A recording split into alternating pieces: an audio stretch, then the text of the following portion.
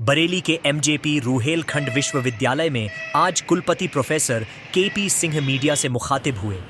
इस अवसर पर उन्होंने यूनिवर्सिटी की उपलब्धियों को गिनाया, वहीं आगामी 2025 की कार्य योजना को भी बताया। उन्होंने क्या कुछ कहा, आइए जानते हैं। आप सभी लोग जानते हैं कि महात्मा ज्योतिबा फुले रूहेलखंड विश्वविद्यालय ने 2024 में गत वर्ष अनेक उपलब्धियां हासिल की हैं और यह विश्वविद्यालय NAC A++ ग्रेडिंग के साथ UGC कैटेगरी 1 यूनिवर्सिटी के साथ आगे बढ़ रहा है और global QS, Times Higher Education, India Today सभी तरह की रैंकिंग में विश्वविद्यालय ने अपना स्थान बनाया है। और रात दिन विश्वविद्यालय का यह प्रयास है कि इस यूनिवर्सिटी को एक ग्लोबल इंस्टीट्यूशन कैसे बनाया जाए, इस सब के लिए हम लोग प्रयासरत हैं। इसी दृष्टि से नए नए कोर्स 23 नए कोर्स हम लोगों ने 2024 में शुरू किए और इसके साथ साथ हम लोगों ने, क्योंकि NAC A++ यूनिवर्सिटी हुई थी, तो हम लोगों ने प्रोजेक्ट प्रपोजल सबमिट किया और भारत सरकार और उत्तर प्रदेश सरकार ने PM ऊषा के तहत विश्वविद्यालय को 100 करोड़ की ग्रांट दी है। हमारे विश्वविद्यालय के शोध करने वाले, रिसर्च करने वाले जितने टीचर्स हैं, फैकल्टी मेंबर्स हैं, रिसर्चर्स हैं, उन सब लोगों ने बड़ी संख्या में रिसर्च प्रोजेक्ट्स पाए हैं और इंटरनेशनल और नेशनल रिसर्च प्रोजेक्ट्स हमारे यहाँ एग्जीक्यूशन में आए हैं। इसी के साथ साथ हमारा विश्वविद्यालय अंतर्राष्ट्रीय स्टूडेंट्स को भी अट्रैक्ट करने में कामयाब हुआ है। हमारे विश्वविद्यालय में 70 से ज़्यादा 4 कंट्रीज़ के स्टूडेंट्स ने इस साल एडमिशन लिया है। ये हम सब लोगों के लिए गर्व की बात है। और इसी के साथ साथ 5 विदेशी फैकल्टी भी नेपाल, ताइवान, नाइजीरिया आदि देशों से यहाँ टीचिंग का काम करती और दूसरी फैकल्टी मेंबर्स भी अन्य कंट्रीज़ के यहाँ आएंगे और हमारे यूनिवर्सिटी के भी बहुत सारे टीचर्स अलग अलग देशों में टीचिंग करने, एक्सचेंज करने प्रोग्राम, फैकल्टी एक्सचेंज के तहत, फुल ब्राइट फेलोशिप के तहत, जॉइंट रिसर्च प्रोजेक्ट के तहत वहाँ जा रहे हैं। और ये विश्वविद्यालय के लिए अच्छा सिंबल है, अच्छा एक संकेत है कि विश्वविद्यालय सही गति में सही तरफ बढ़ रहा है। और हमारे बहुत सारे प्रयासों के साथ हम 2025 में प्रवेश कर रहे हैं और इस साल भी हमारा विश्वविद्यालय अच्छा करने की कोशिश करेगा। और हम लोगों ने प्लान बनाया है कि अपने कोर्सेज़ को हम स्ट्रेंथन करेंगे और डिजिटल लर्निंग हब की स्थापना हम लोग PM ऊषा के तहत कर रहे हैं, जिससे हमारे दूरस्थ बैठे लोगों को भी अच्छी क्वालिटी डिजिटल एजुकेशन हम लोग इम्पार्ट कर पाएंगे, दे पाएंगे। और क्योंकि नेशनल एजुकेशन पॉलिसी में ऑनलाइन एजुकेशन को ऑफलाइन एजुकेशन के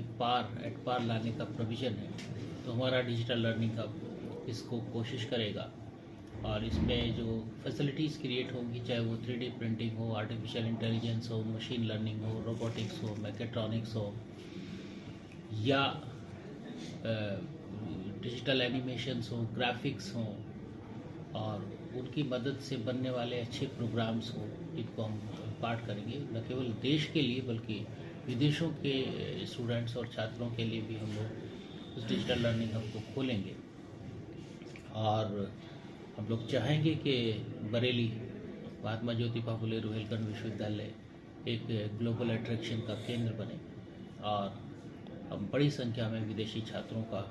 अगले सेमेस्टर में इंतज़ार करेंगे। हमारे पास बहुत सारी क्वेरीज़ आ रही हैं दुनिया के अलग अलग देशों से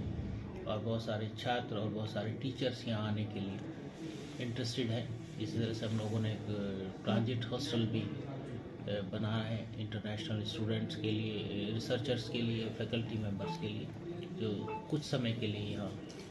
रुकेंगे और रिसर्च करेंगे या फैकल्टी की तरह से पढ़ाएंगे। उनका भी हम लोग यहाँ स्वागत करेंगे। जल्दी ही आप महात्मा ज्योतिबा फुले रूहेलखंड विश्वविद्यालय को एक ग्लोबल इंस्टीट्यूशन की तरफ बढ़ता हुआ देखेंगे और मुझे उम्मीद है कि आपके सब सहयोग से और जिस तरह से हमारे फैकल्टी मेंबर्स ने, हमारे स्टाफ्स ने, हमारे स्टूडेंट्स ने गत वर्ष मिरेकल किया है और हमारे इंस्टीट्यूशन को ग्लोबली रिकॉग्नाइज कराने में पहचान बनाई है उस पेस को हम बना के रखेंगे और उम्मीद है कि हम लोग 2025 में और अच्छा काम करेंगे, ग्लोबल हमारी प्रेजेंस बढ़ेगी, ऐसा मेरा विश्वास है। यहाँ के स्टूडेंट्स के लिए नहीं, विदेशों के स्टूडेंट्स भी अपने घर बैठे इंडियन रुपीज़ में वो अपनी फ़ीस जमा कर पाएंगे, तो इस तरह की कोई समस्या पहले भी नहीं थी और शायद आगे भी नहीं रहेगी। सर वो तो नहीं रही मगर कॉलेज में सबसे नहीं, देखिए अब हम लोग यूनिवर्सिटी ग्रांट कमीशन की से हम लोगों को ऑनलाइन कोर्सेज़ की परमिशन मिली है, हम लोगों ने फीस जमा की है, तो पुरानी जो शिक्षा व्यवस्था है उसको चेंज करके हम नई शिक्षा व्यवस्था डिजिटल एजुकेशन की तरफ बढ़ेंगे, तो इसलिए पुरानी व्यवस्था को तो डिसकंटिन्यू करना ही है। तो डिजिटल में सर यूजी पीजी सभी कोर्सेज हैं और जिन कोर्सेज की सेलेबिलिटी होगी, ऐसा कोई बाउंडेशन नहीं जी, हम लोग मार्केट के हिसाब से, फिजिबिलिटी के हिसाब से जो हम ज़्यादा प्लेसमेंट दिलाएंगे, ज़्यादा बच्चों को रोज़गार दिलाएंगे, ज़्यादा बच्चों को अब्रॉड भेजेंगे, ऐसे कोर्सेज को हम लोग प्रेफरेंसली चलाना पसंद करें। सर जो स्टडी मटेरियल होगा वो कैसे होगा? इसलिए डिजिटल लर्निंग हब मैंने बनाया कि सारा का सारा डिजिटल मोड में अवेलेबल रहेगा और क्वालिटी डिजिटल लर्निंग जो वो है ना, लिटरेचर है या कंटेंट है, वो क्वालिटी कंटेंट आपको मिलेगा, न केवल हमारी यूनिवर्सिटी का बल्कि दुनिया में जहाँ जहाँ से भी अच्छा कंटेंट हमें मिलेगा, वो हमारा डिजिटल लर्निंग हमें हम लोग रखेंगे और हम अपने स्टूडेंट्स को, अपने फैकल्टी मेंबर्स को उसको मुहैया कराएंगे, ऐसा हम लोगों का प्रयास है। ठीक, थैंक यू।